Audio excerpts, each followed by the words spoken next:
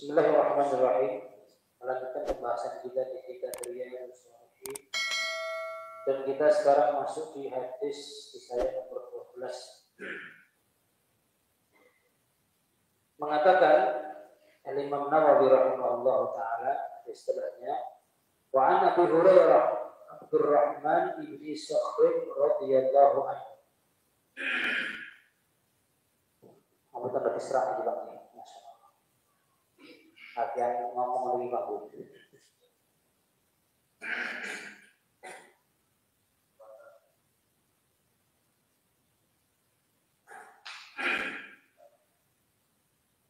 Dan dari Abu Hurairah namanya adalah Abdurrahman ibni Sakhr. Jadi ada sahabat Nabi Shallallahu Alaihi Wasallam yang namanya itu sudah Abu Hurairah. Abu Hurairah ini adalah julukan. Yang Arab itu Abu itu julukan. Misalnya saya punya anak namanya Ibrahim, berarti Ibrahim ini Abu Ibrahim. Abu itu berarti bapak. Ibrahim berarti bapaknya Ibrahim. Dia yang Jawa kan pakai sinten betul nggih. Yang Arab itu Abu. Nah, Abu Hurairah. Hurairah itu artinya adalah kucing aslinya. Ini pakai kucing, cuma ini masalahnya ngasih julukan Nabi Shallallahu Alaihi Wasallam. Ketika itu sahabat Abu Hurairah itu sedang diriwayat Ibnu Abdul Bar sedang gendong kucing yang ada di bajunya. Terus kemudian ditanya, apa itu wahai Abu Hurairah? Kata, apa itu wahai Abdurrahman? Kata Abu Hurairah, hirrah wahai Rasulullah, kucing wahai Rasulullah. Terus mengatakan, anta Abu Hurairah, kamu adalah Abu Hurairah. Abu Hurairah julukan bapaknya kucing dari Nabi. Sama seperti sahabat yang namanya sahabat Ali bin Abi Thalib. Terus sahabat Ali menantune Rasulullah Shallallahu Alaihi Wasallam. Pernah suatu ketika biasa aduh ngoten kalian Fatimah dari karyawane biasa. Ali memilih untuk keluar rumah, Pak. Buatan berkelanjutan, buatan penak kali mertuanya Rasulullah SAW. Film masjid, tidur di masjid.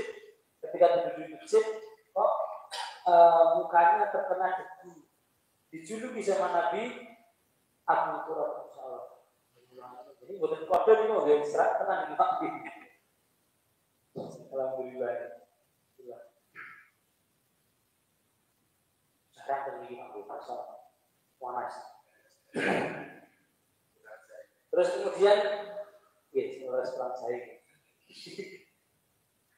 Kemudian Nabi mengatakan, kum Abu Turab, wahai Abu Turab, wahai bapaknya debu, Turab itu debu berdiri. Nah, karena yang itu bukannya sahabat Ali, penuh dengan debu. Ini yang sahabat namanya ini adalah Abu Hurairah. Julukannya Abu Hurairah namanya adalah Abdurrahman bin Sakhr, sahabat Nabi Shallallahu Alaihi Wasallam yang paling banyak menghafal hadis dari Nabi Shallallahu Alaihi Wasallam adalah sahabat Abu Hurairah. Uniknya Pak, Abu Hurairah ini bukan orang Madinah. Abu Hurairah berasal dari Yaman.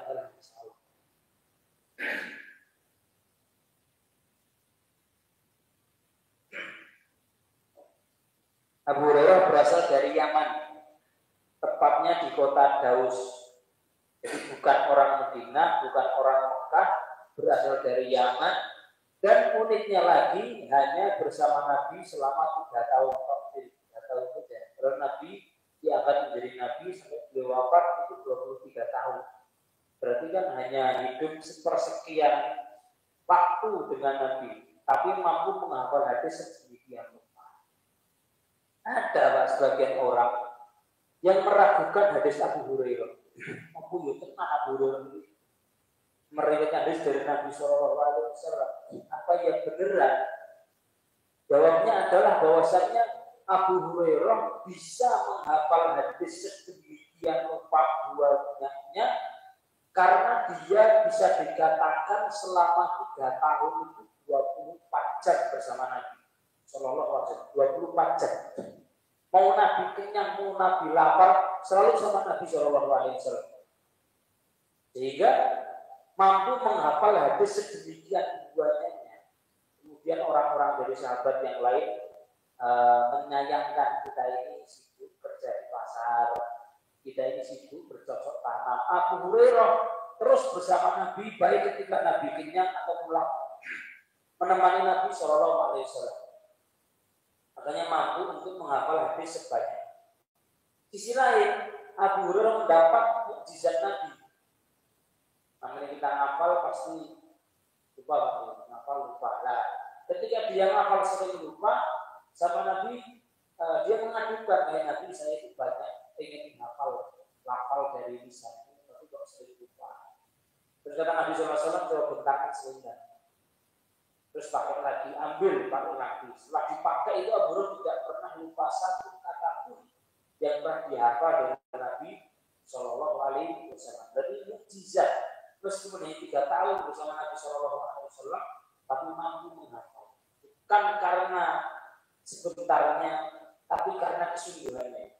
Bukan karena sebentarnya, tapi perkara mukjizat dari Nabi Shallallahu Alaihi Wasallam. Dia burung ini miskin, termasuk ashabus suffah selain yaitu orang yang tinggal di belakang masjid pengantar tutup dari pelepah kurma tinggal di situ. Terus kemudian di akhir hayat Abu Hurairah kaya, alhamdulillah, dilapangkan rezekinya oleh Allah Subhanahu Wa Taala sampai suatu ketika Abu Hurairah pernah memakai kain katan. Katan itu kain dari jenis terbaik. Bukan sudah haram pakai. Nah, Islam betul saja. Katan itu kayak kain bol itu berasal dari Yaman, dipakai dua helai jadi 7 sambil gigit dagingnya. Terus kemudian Abu Hurairah mengatakan bakit Abu Hurairah ya'kulul lahma bakit Abu Hurairah mahal kata. Bahasa kita kok bisa ya Abu Hurairah itu pangan daging, kok bisa Abu Hurairah itu pakai kain yang baik.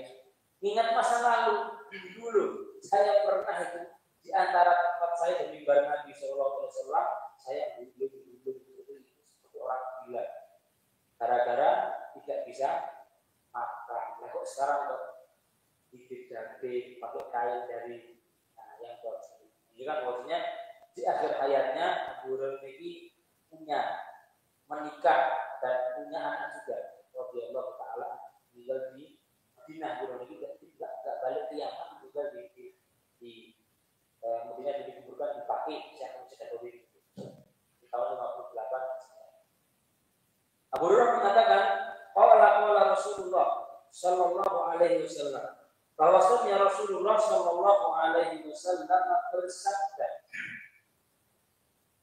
innallaha la yanzuru ila ajsadikum, bahwasanya Allah Subhanahu wa taala tidak melihat ke bentuk tubuh kalian, wala ila suwarikum, dan Allah juga tidak melihat ke wajah kalian, rupa itu. Maksudnya adalah, pertanyaannya, apakah Allah melihat kita? Ya, melihat. Apakah Allah melihat fisik kita? Ya, melihat. Allah Maha melihat segalanya. Jadi maksudnya di sini adalah bahwasannya fisik kita tidak ternilai pahala oleh Allah Subhanahu wa taala. Mau kita tinggi, mau kita pendek, mau kita kurus, mau kita gemuk, kulit putih, mau poler itu sama di hadapan Allah Subhanahu wa taala. Mau wajah kita itu elek, apa elek banget, ganteng apa ganteng banget, itu tidak ternilai pahala. Semuanya sama di hadapan Allah Subhanahu wa taala. Sehingga yang dijadikan pandangan oleh Allah Subhanahu wa taala tidaklah fisik. Nah, jika demikian, ini kita nggak ampun memandang secara fisik kepada orang lain. Karena hakikatnya kita tidak milih, Pak. Kita berfisik seperti mau milih. Cucu lahir pun nyata niki. bentuknya seperti ini, tidak milih, dan itu pilihan dari Allah Subhanahu wa taala. Maka tidak berpahala kita secara fisik, kita secara muka tidak berpahala. Sehingga kita tidak perlu sebenarnya untuk capek-capek memperbaiki yang namanya fisik. Padahal tidak ngombe obat gen gugur betul ngombe. Ngombe obat gen putih, nomor Bu. Ngombe obat gen nopo macam-macam. Macam-macamnya itulah dari fisik yang ada. Karena tidak dilihat oleh Allah Subhanahu wa taala. Iki nek bagi kita nek ibu-ibu nggih, nek maca ya asal boleh karena bersolehnya untuk sinten Bu? Suami. Nggih kan nggih. Iya Pak. Oke. Ya biasanya nek bersoleh nonton nek kondangan itu taute pripun Pak? Meneng ndi? Mesti nonton lho gitu. Maksudnya kok dengarin yang itu lho, kok dengarin ayu ini. Seakan-akan itu kalau cantiknya hanya pas metu nek kondangan, warisan, mau piknik, novel shopping, lah itu lagi dada. Biasanya nonton tapi nek iki mriki insyaallah boten nonton. Soleh asli insyaallah. Alhamdulillah. Jadi memang secara fisik itu tidak dilihat oleh Allah Subhanahu wa taala. Yang dilihat oleh Allah Subhanahu wa taala adalah walakin yanduru ila qulubikum. Tapi Allah Subhanahu wa taala itu melihat hati kita. Melihat isi hati kita. Kita kembalikan babnya adalah bab bagaimana kita memperbaikinya. Bab bagaimana kita selalu menghadirkan niat baik di seluruh gerak-gerik kita. Kemudian diletakkan hadis ini bahwasanya yang Allah Subhanahu wa taala lihat dari kita adalah isi hati kita. Bagaimana dalamnya kita, bagaimana niat-niat kita, bagaimana tujuan-tujuan kita. Maksudnya adalah dari Allah Subhanahu wa taala. Jika Allah Subhanahu wa taala melihatnya ke arah hati kita, maka itulah yang perlu untuk terus kita perbaiki. Dan kita menyadari tidak mesti hati kita ini apik nggih. Kadang nggih muncul penyakit, kadang muncul riane, kadang muncul sombonge, kadang ya macam-macam nih dari segala bentuk penyakit. Kalau seandainya Allah melihat arah hati kita, maka itulah yang setiap detik, setiap waktu perlu terus kita benahi. Kita benahi ikhlas kita benahi riya kita benahi agar kita itu tidak takabur, tidak sombong. Nah, dulu di awal pembahasan pernah kita ulas bahwasanya yang dikatakan orang sombong misalnya itu kan tidak secara fisik. Sami-sami iki numpak pajero iki pajero. Sami iki tiang kali. Sing sombong sing pundi? Nggih boten terus. Isinya ada di dalam hatinya. Apakah Allah melihat tunggangannya? Tidak juga. Apakah melihat fisik dia? Tidak juga. Tapi Allah melihat siapa yang naiknya itu dengan penuh kesyukuran. Alhamdulillah. Alhamdulillah. Alhamdulillah. Siapa yang naiknya penuh dengan kesombongan dan merendahkan orang lain. Nah itu makanya yang terus kita perlu perbaiki adalah sisi hati kita. Dari bagaimana kita mengeluarkan segala penyakit yang dulu kita bahas di awal itu mudah riya, mudah kemudian untuk takabur, kemudian mudah untuk yang namanya iri, yaitu dengki, nah, terus kemudian mudah yang namanya hasad, hasud ke orang lain, iri dengan nikmat orang lain. Nah itu yang perlu setiap detiknya untuk kita perbaiki. Kenapa? Karena itulah yang dilihat oleh Allah Subhanahu wa taala. Kalau kita kembalikan dua hadis sebelum itu bisa bahwasanya suatu masa ada orang yang semua dijebloskan oleh Allah Subhanahu wa taala yang mau mereka abadi itu kan. Semua dimatikan. Kemudian nanti dibangkitkan di hari kiamat sesuai dengan niatnya masing-masing. Menunjukkan betapa pentingnya kita setiap detik untuk mengatur hati, untuk memanajemen hati kita dengan selalu berbanyak niat baik. Karena orang yang hatinya itu baik, hatinya itu gampangan, legowo, ikhlasan itu masya Allah. Dan itu akan dimuliakan oleh Allah Subhanahu Wa Taala tanpa dia meminta. Nah, itu pasti. Dan dia pun tidak akan pernah merasa hina meskipun dihinakan orang lain karena pandangan dia ke Allah Subhanahu Wa Taala. Contohnya yang misalnya lagi viral itu, bapak-bapak sing itu loh, sekali dulu, ya. Itu loh, masak aja nih. Coba kita ambil pelajaran dulu. Ini bapak kok ngepas kayak ini. Itu pun macam bilang terus pak, pasti mau pak.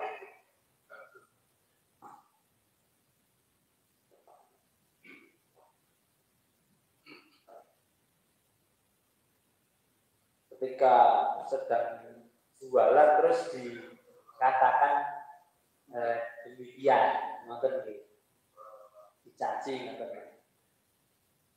Coba kita ambil mana nih pak, ambil sisi pelajaran. Yang ada saya ngomong itu kan pelajaran bagi saya. Saya biasanya ngomong dari ngajak, mungkin. Kita sebagai personal coba ngambil pelajaran dari si bapak. Bahwasannya coba andaikan bapak itu ketika dikatakan seperti itu tidak legowo, tidak pasrah, tidak menyerahkan takdir ke Allah Subhanahu Wa Taala, dibalas itu. Itu penilaian orang deh. Dan adalah kedua itu kayak itu sehingga balas itu. Gak ada baiknya. Cuma ketika dia nerimanya dalam keadaan demikian, itu maksudnya ada yang kita tetap di loking nonton gitu, bisa ngelakuin berarti di loking nonton. Tapi kenapa kok dia bisa bermesem tak nonton?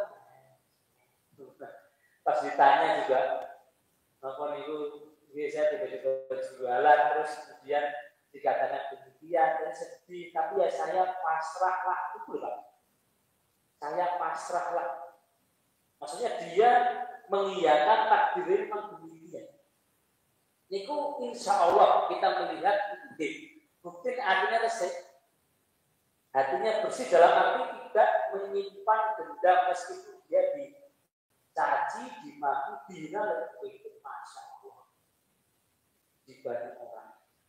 Nah, ternyata Allah Subhanahu Wa Taala berkata lain, dimuliakan justru sama Allah Subhanahu Wa Taala. Nah, kadang-kadang itu saya kurang lebih pertama. Ustaz Fakhur Razi itu ada kira jangan Pak. Jangan sudah di sini masuk di waktu itu oke malah berbeda. Banyak orang malah dia bersimpati ke saya. Sehingga bagaimana kita menerima musibah, maka respon kita itu yang dinilai oleh Allah Subhanahu.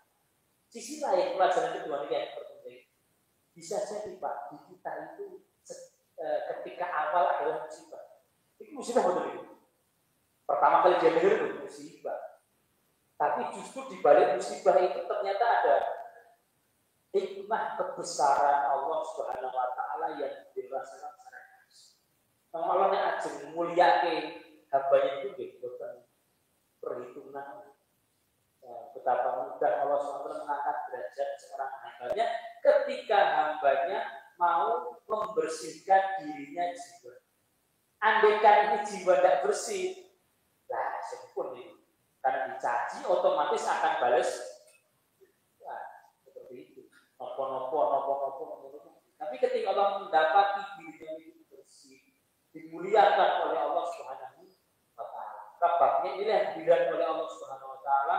Walakin yang dulu ila qulubikum, tapi Allah Subhanahu Wa Taala melihat ke arah hati kita. Yang berpahala adalah apa yang di hati kita. Yang berpahala bukan di fisik kita, bukan di wajah kita, tapi yang ada di hati kita. Yang mereka menunjukkan kepada Allah Subhanahu Wa Taala ada amalan hati yang berpahala. Itu di bab kita ulangi nih. Babnya Imam Nawawi menyebutkan bahwasanya ada amalan yang terlihat dan ada amalan yang tidak terlihat dan dua-duanya berpahala.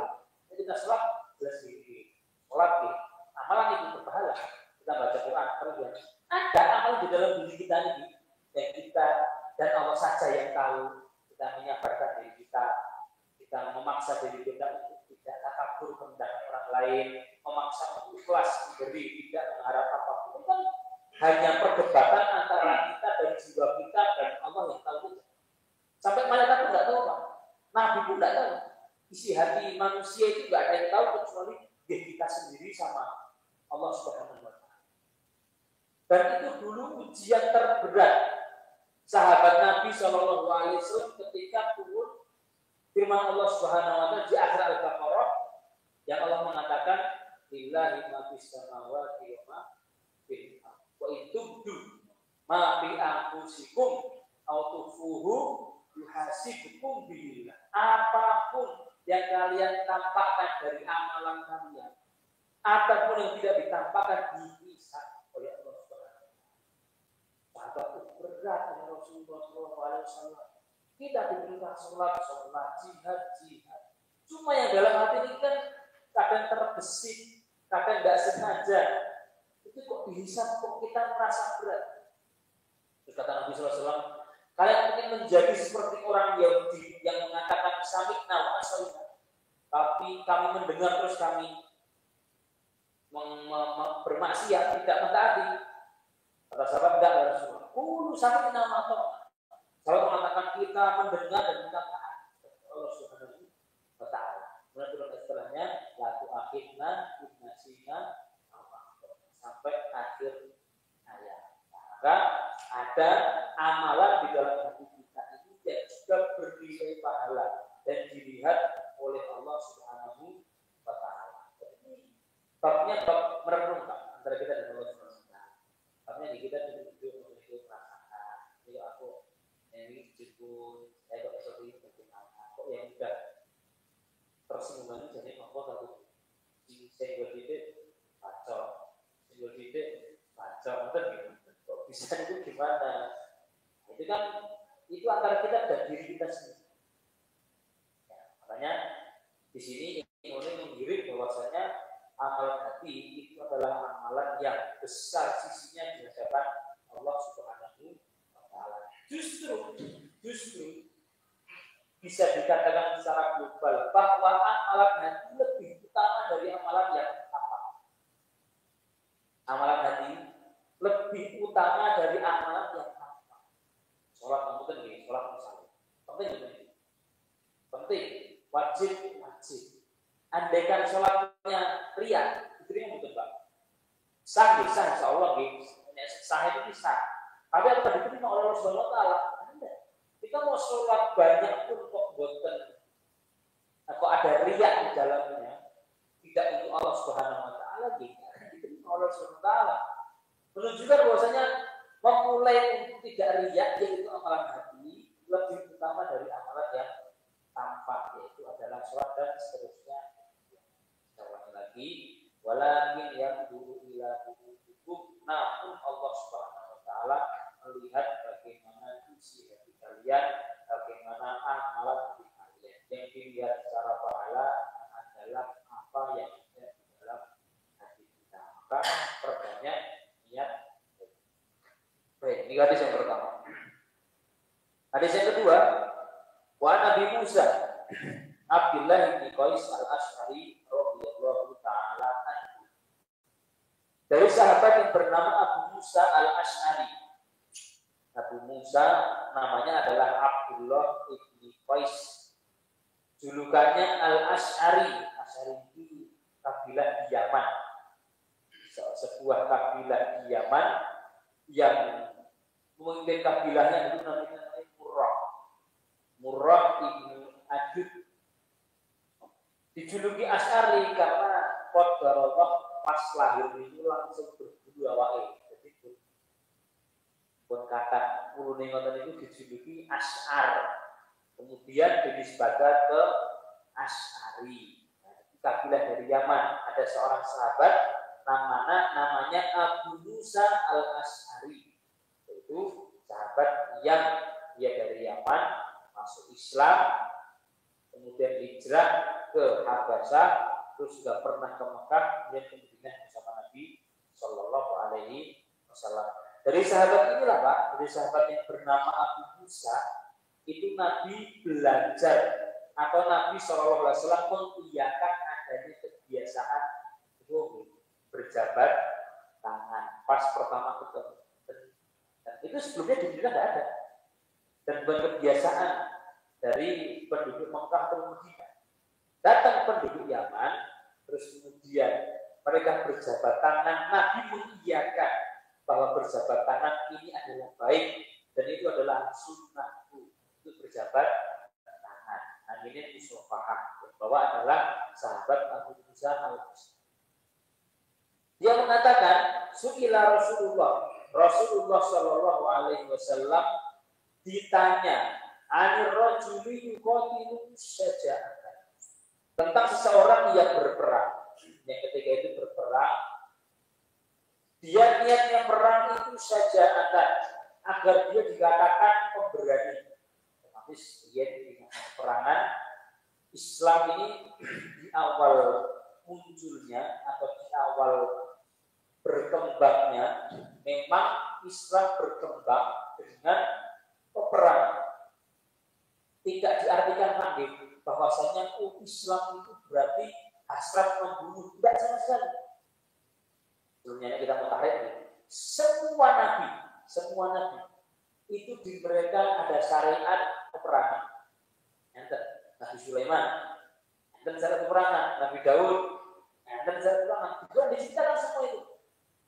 Makanya ketika itu kan Nabi Daud, Nabi Sulaiman pengen memburu ratu Bilqis. Kemudian Nabi Sulaiman pun ketika itu berdoa, ketika itu begini, Nabi Sulaiman istrinya banyak nih, 100, istrinya 100. Dia berdoa agar ingin memiliki seluruh istrinya, agar setiap istri punya anak yang bisa membantu dia perang di jalan Allah.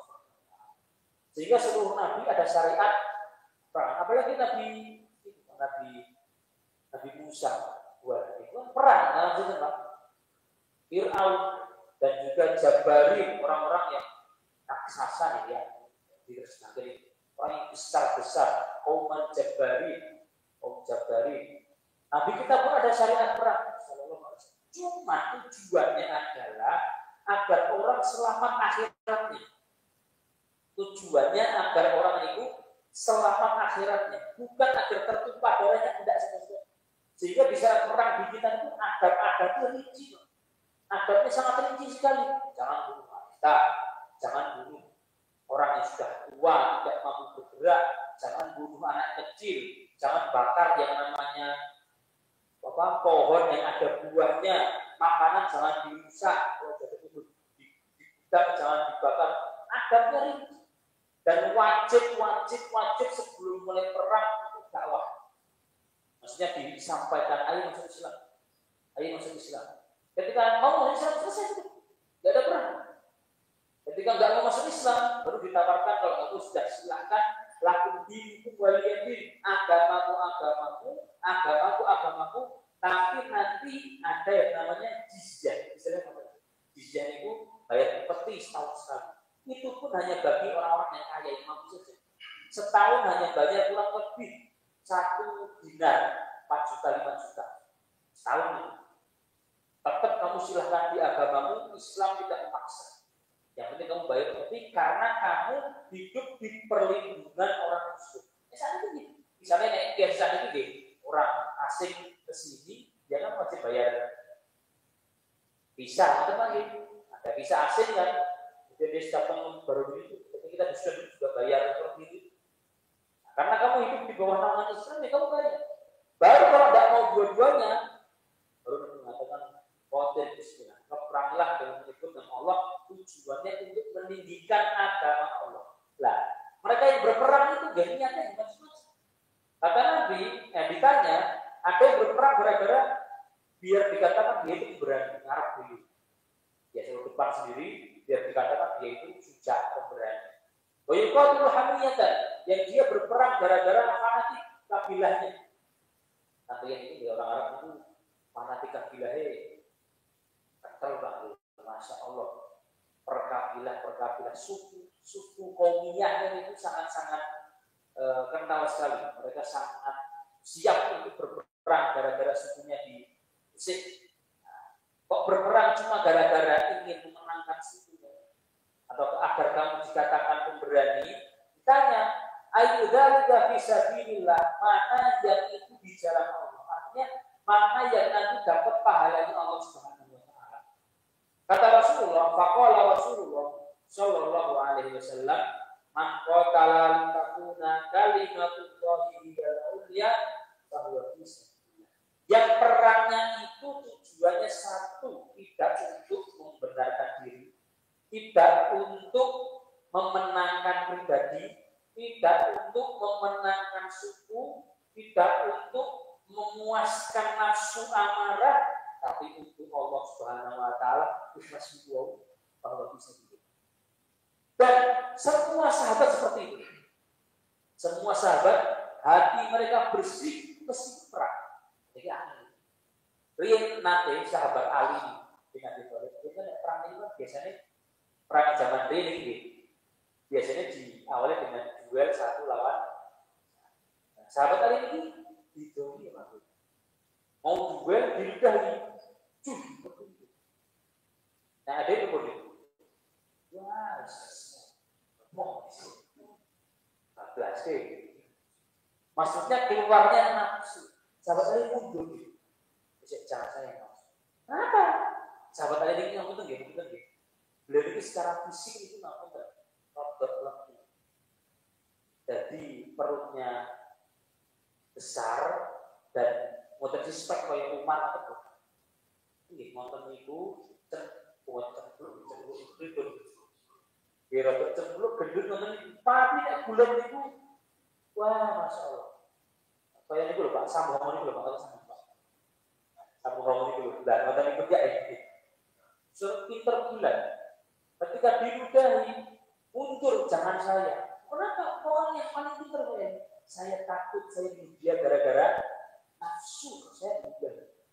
Sampai seperti itu bersihnya hatinya sahabat Nabi.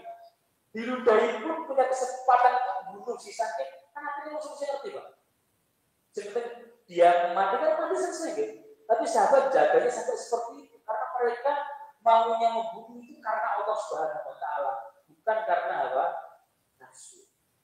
Jadi peperangan dulu Nabi dan para sahabatnya bukan memuaskan nafsu, bukan karena hasrat pengen membunuh, tidak, tapi untuk menegakkan kalimat Allah Subhanahu wa taala. Karena hanya itulah peperangan yang berbahaya. Karena hanya itulah peperangan yang itu dianggap yang meninggal surganya Allah Subhanahu wa taala. Ini babnya adalah bab masing-masing hati orang antara dia dan Allah Subhanahu wa taala. Makanya pernah suatu ketika ada seorang sahabat yang ketika setiap perang dia di depan terus, tidak pernah di belakang.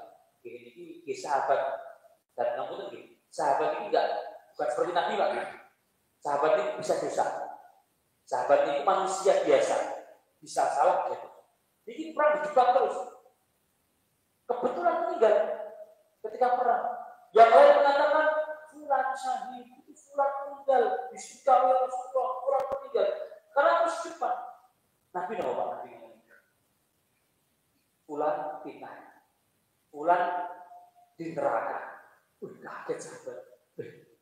Kok bisa gimana? Oh dia di depan terus kok. Dan ini Nabi ngertos karena wahyu gitu. Kemudian datang seseorang. Ketika Nabi mengatakan datang seseorang. Wahai Rasulullah, apa yang kau katakan? Fulan di neraka. Dia mengatakan, saya bersaksi engkau adalah Rasulullah. Sahabat bertanya, bagaimana tahu? Saya tadi bisa dia, tidak pernah. Saya bisa dia, dan memang dia di depan. Ketika dia itu jatuh, dia itu belum mati, masih hidup, tapi ternyata tidak sabar. Dia tusuk dirinya karena ketidaksabaran, mungkin karena tujuan perangnya, yang kemudian dia disebut dia itu pemberani selalu di. Ternyata dia malah bunuh diri. Saudara Rasulullah, betul Rasulullah mengatakan, ya, sehingga bahwasanya perkaranya antara seorang tersebut dan Allah Subhanahu wa taala. Apalagi bab ini Pak, saya sing dikorban itu lah nyawa Pak. Sudah dikorbankan nyawa, tapi kok niatnya tidak baik, tidak benar, masya Allah rugi dua-duanya, rugi dua-duanya. Karena Nabi sangat-sangat menekankan perkara niat, apalagi ketika kalian perang. Ketika perang itu biasanya ada motivasi. Itu Nabi tapi sebelum perang pasti belum motivasi. Motivasi pertama adalah berperanglah karena Allah. Dan terus ulangan qatil bismillah.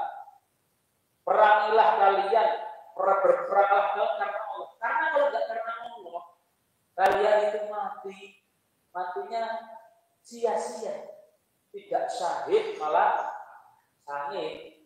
Karena niatnya dan hanya dia dan Allah yang tahu. Maka ini pentingnya untuk menancapkan niat di dalam hati. Kayak kita ini ngaji di perang ini pagi, perang melawan hawa ngantuk, melawan diri, tidak takabur, tidak sombong. Nah, maka itu perlu dihadirkan niat. Baik, ini hadis yang kedua. Hadis yang ketiga, hadisnya Abu Bakar, wa Abi Bakar, Ubayd bin Harits radhiyallahu anhu. Ada sahabat yang namanya Abu Bakar Siddiq, itu khalifah kedua gitu. Ada sahabat yang namanya Abu Bakar, beda dengan itu. Ada Abu Bakar Siddiq, ada Abu Bakar, namanya Ubayd bin Harits As-Saqafi radhiyallahu taala anhu. Yang mengatakan bahwasanya Nabi Shallallahu Alaihi Wasallam bersabda, "Idza iltaqal muslimani bisayfihima fal qatil wal maqtul finnar." Jika ada dua muslim bertemu, dua-duanya bawa pedang, kok bunuh-bunuhan, maka yang membunuh dan yang terbunuh dua-duanya di neraka. Yang membunuh di neraka, yang terbunuh juga di neraka. Dua muslim padu macam itu, terus kemudian bunuh-bunuhan, yang membunuh di neraka, yang terbunuh. Jadi nanti kita ini memang di akhir zaman kali ini banyak sekali yang namanya pembunuhan. Berita setiap hari itu terjadi pembunuhan. Baru-baru mau dicolong gitu. Anak ini kita diintimidasi oleh orang tuanya, tapi sudah menyatakan itu. Saya alaikum zaman akan datang suatu masa layak dilqatil lima yang dulu itu tidak tahu apa dia bunuh. Wal maqtul lima yang terbunuh sudah tidak tahu mana. Insyaallah. Jadi hadis Bukhari al-haraj kafratul haraj, akan banyak yang namanya al-haraj. Kata sahabat Rasulullah al-faqr, banyak yang namanya pembunuhan. Masa kita ini sangat banyak yang namanya pembunuhan, dan itulah yang pertama kali dipisah oleh Allah Subhanahu wa taala antara hak sesama Bani Adam. Itu adalah masalah barang. Yang antara hak adalah dari Allah, masalah sholat. Hak kita sama Allah adalah sholat kepada pertama kali. Hak antara sama manusia adalah masalah barang. Bisa pertama kali adalah sholat. Kata sahabat, "Qultu ya Rasulullah, hadzal qatil." Wahai Nabi, yang membunuh jelas, dia bunuh, dia di neraka, jadi jelas perkaranya. Kalau baru maktul, terus dia dibunuh itu kenapa kok dia di neraka? Kok dia jelas-jelas terbunuh, kok bisa dia di neraka itu? Bagaimana ceritanya? Kata Nabi, beliau menjawab, ternyata perkaranya perkara hati. Kenapa?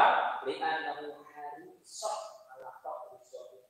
Karena dia sangat berhasrat untuk bunuh saudaranya, kalah pinter mati.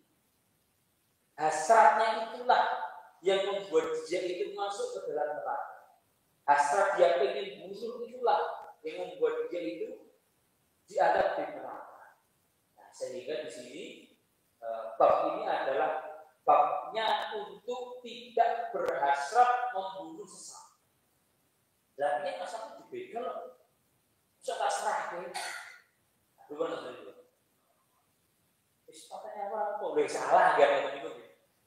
Dia salah. Karena hadis harus digabungkan, hukum harus digabungkan.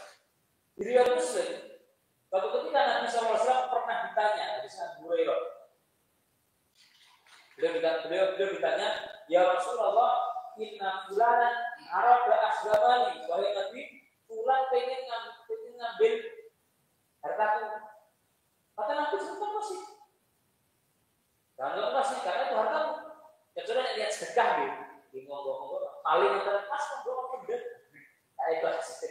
Jadi itu sedekah tapi kalau kita diminta paksa harta kita dengan ditodong, kata Nabi lagi, jangan kasih, naik kamu kasih tidak apa, tapi jangan kamu kasih karena itu harta kalau kamu nggak mau kasih, kalau kata lagi, terus itu pengen bunuh saya bagaimana Nabi?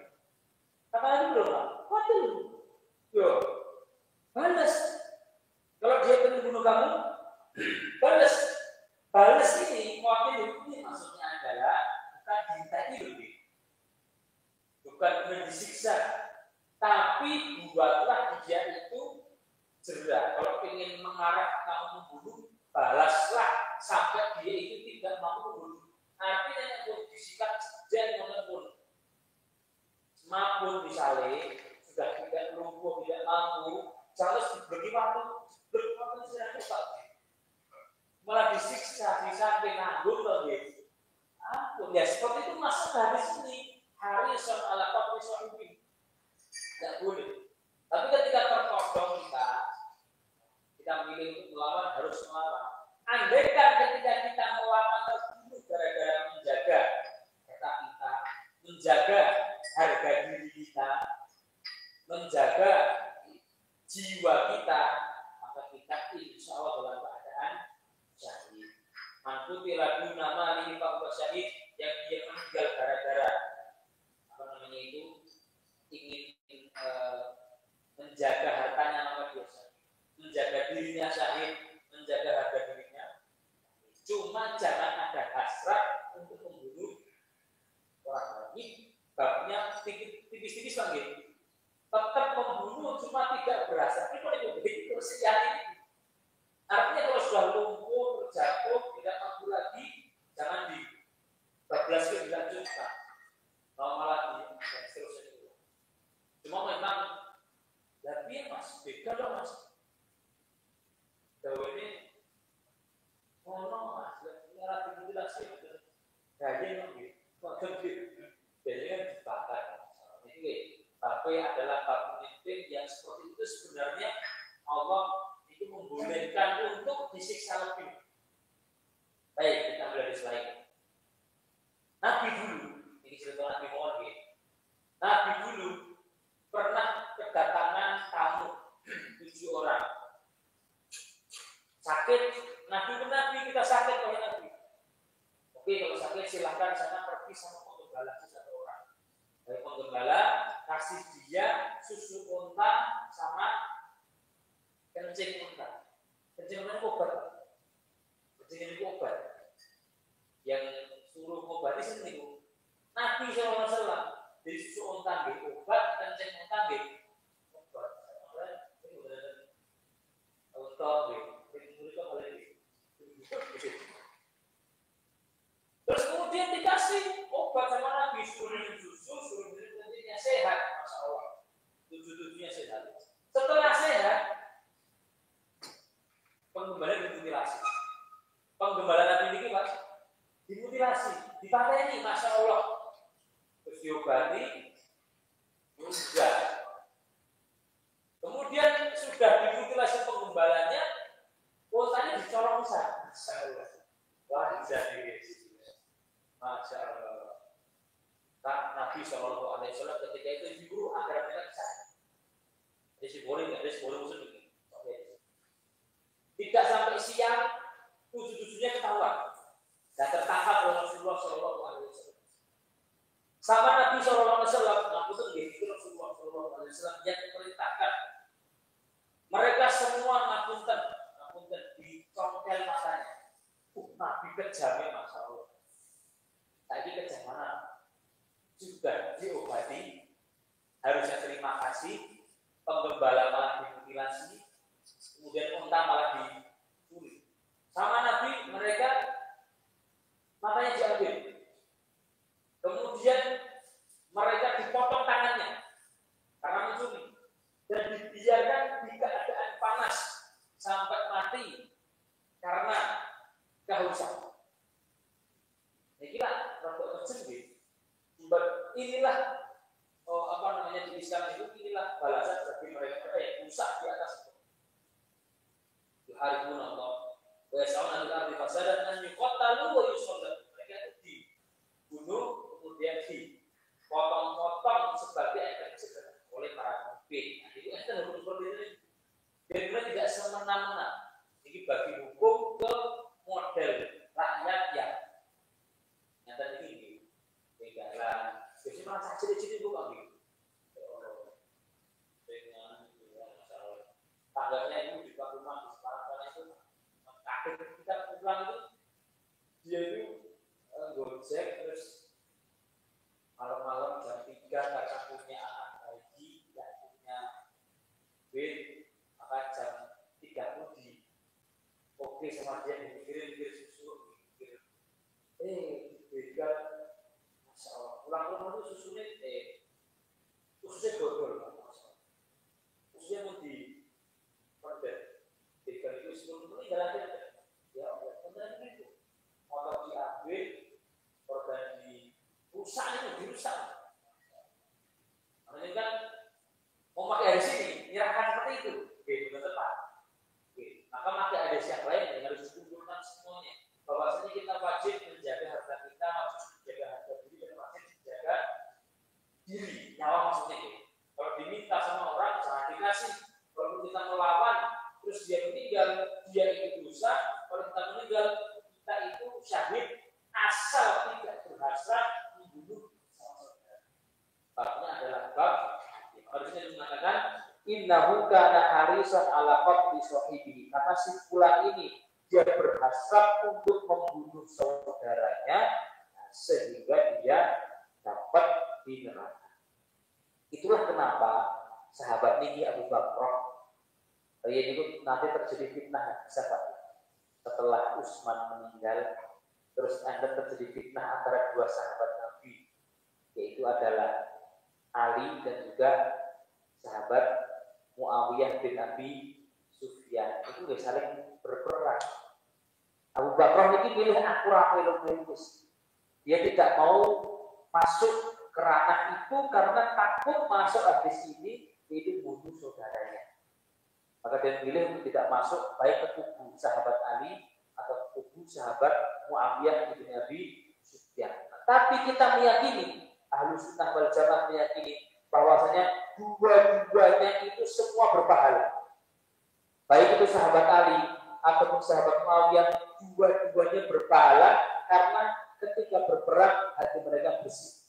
Makanya Allah sampai menyebut mereka itu sebagai orang yang beriman dan mengatakan wa innahu fatani minal mu'minina taqatalu. Ketika ada dua kelompok dari orang yang beriman saling berperang. Siapa itu? Ali dan juga Muawiyah. Kita sudah tidak usah bahas mereka karena mau itu sahabat Ali, mau itu sahabat Muawiyah, mereka di surga Allah Subhanahu wa taala. Tapi bisa perang, beda pendapat. Tapi semuanya bersih hati, tidak sampai nafsu. Sahabat Ali ingin ini tujuannya, sahabat Muawiyah ingin. Mereka adalah, kata Syekhul Islam Ibnu Taimiyah, adalah umat yang telah dibersihkan, disucikan pedang-pedang mereka itu karena Allah Subhanahu wa taala. Jadi hati-hati terkadang datang orang-orang yang ingin menyelewengkan sejarah Islam dan itu ada di buku pedoman. Saya demikian. Menulis sejarah seakan-akan sahabat Muawiyah itu sangat jelek sekali. Karena memerangi keluarga Nabi yaitu adalah Ali bin Abi Thalib. Muawiyah itu Pak, radhiyallahu penulis Quran itu. Dia salah satu yang menulis kata batin wahyu termasuk yang menulis Quran. Sahabat yang mulia banget. Karena kenapa kalau saling perang? Jadi mau istihad semua. Dua-duanya insya Allah tetap di surganya Allah Subhanahu wa taala. Baik. Hadis setelahnya terakhir.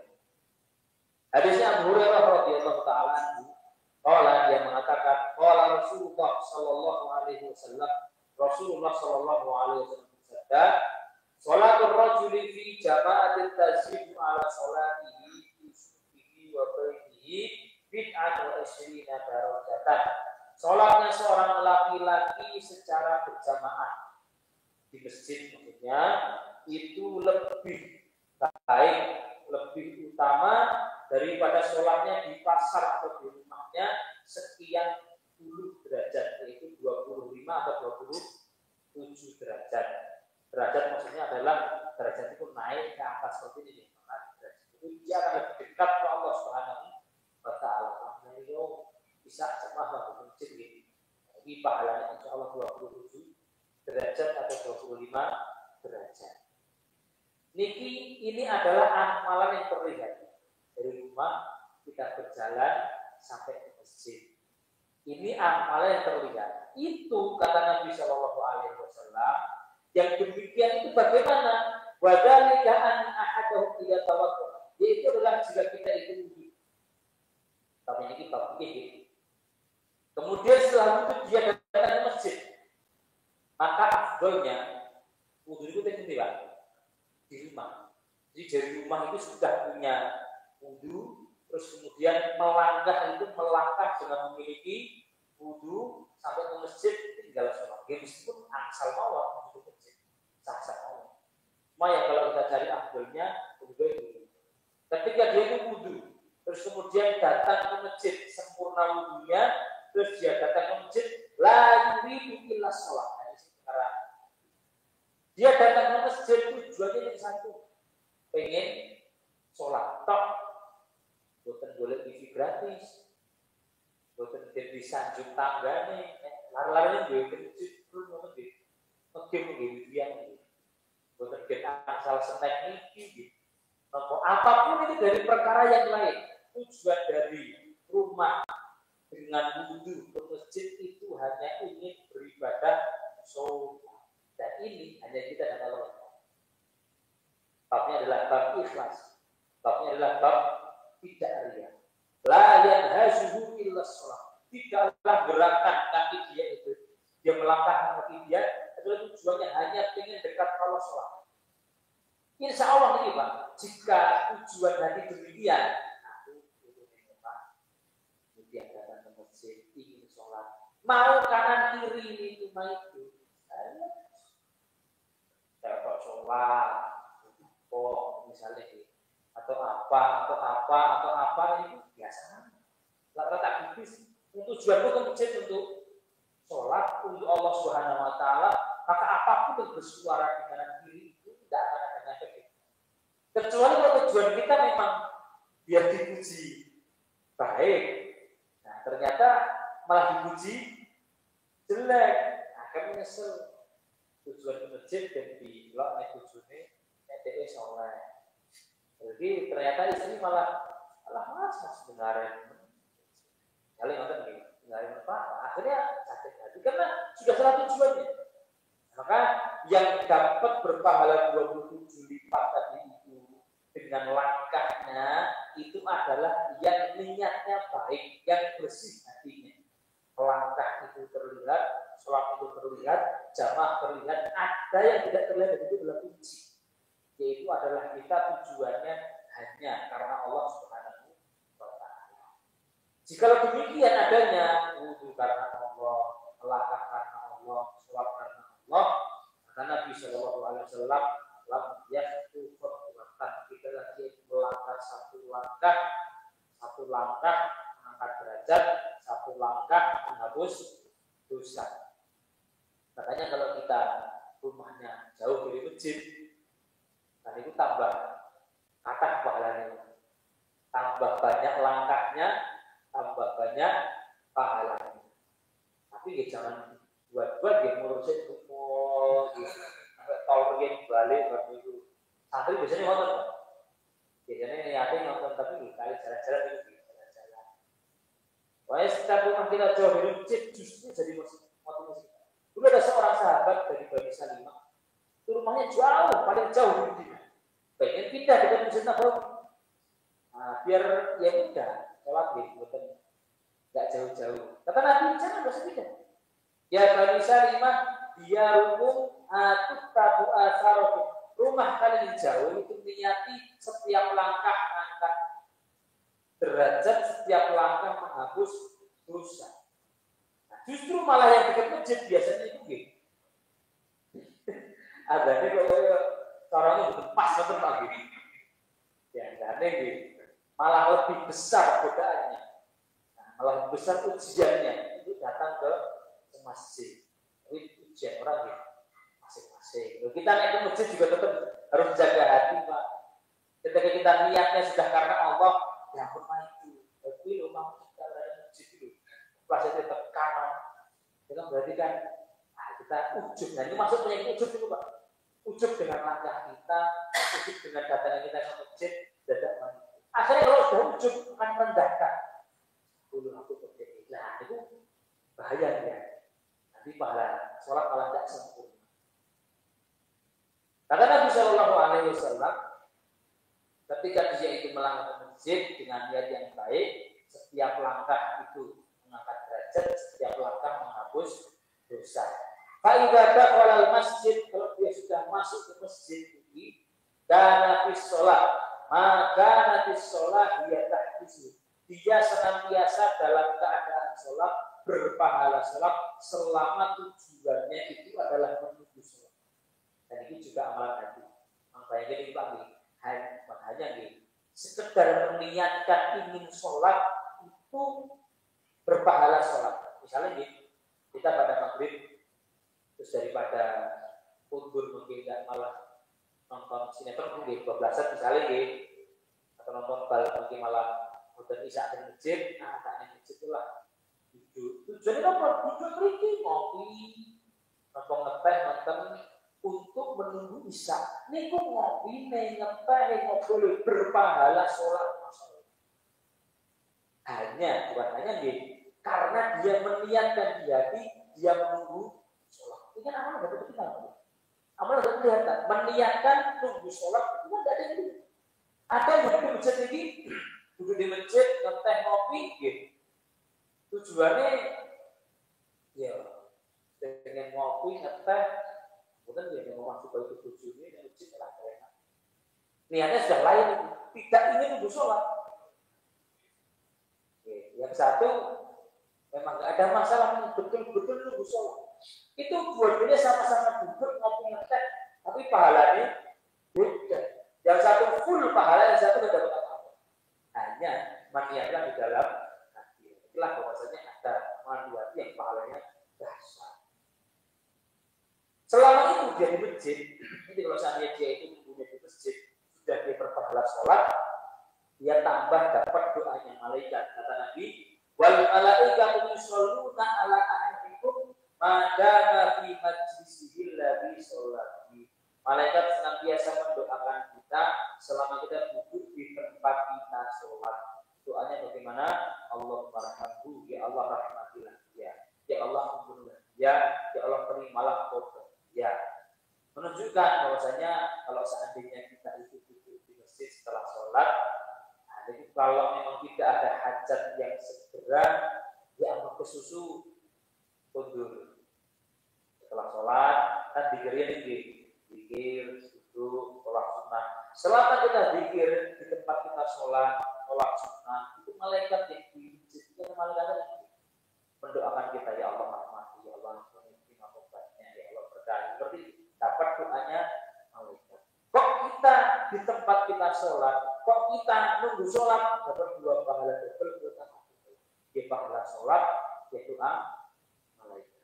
Maka kalau yang pertama kan, yang kedua kan sulit di masjid terus kan gini, takut gini, putus pulang ke rumah putus apa.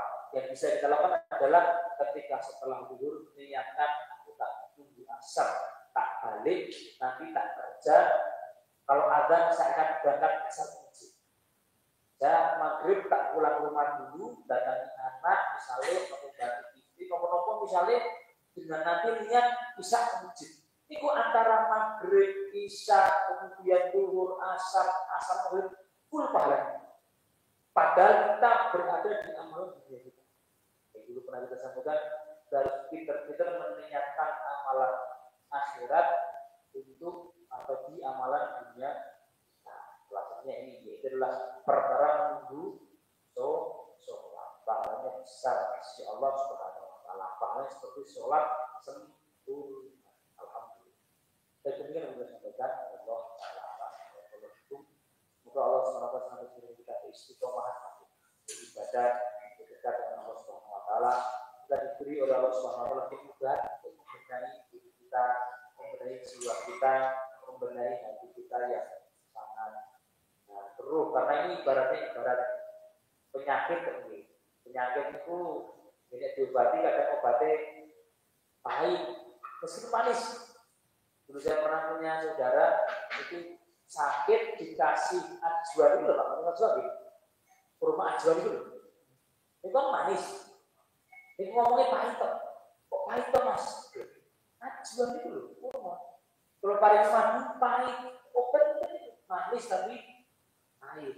Karena kita biasanya penuh dengan penyakit, terus kita obati hati kita kok loro ya, kok ya